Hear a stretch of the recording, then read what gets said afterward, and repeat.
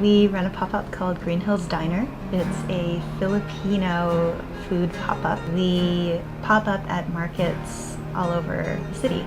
It initially started with our take on the American breakfast plate, and the classic Filipino breakfast plate is not that different. And even though it's a pop-up, we try to give it a New York City diner vibe, so I'm wearing a white t-shirt and a tie.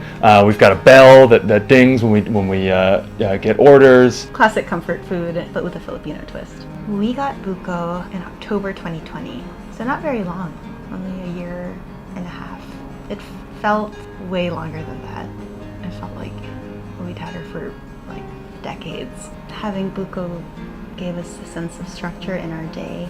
Buko was part of our business from the beginning because she was just a part of our family. And so when we launched Green Hills Diner, we jokingly said that she was head of HR. Buko is the Filipino word for coconut. When we would have this little dog named Buko, people could see that we were really passionate about Filipino food and culture and things like that. When Buko passed, it just kind of came to us, this idea for a tattoo.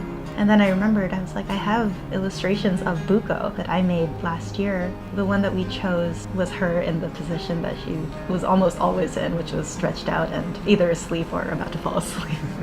You know, after Buko passed, we just didn't know what to do with ourselves, and so we just said, okay, let's take a day and relax and do something, and went to a museum. We went in the gift shop and we saw this little polar bear, and we said, wow, this really reminds us of Buko. It's nice to have a little reminder that Buko's always with us.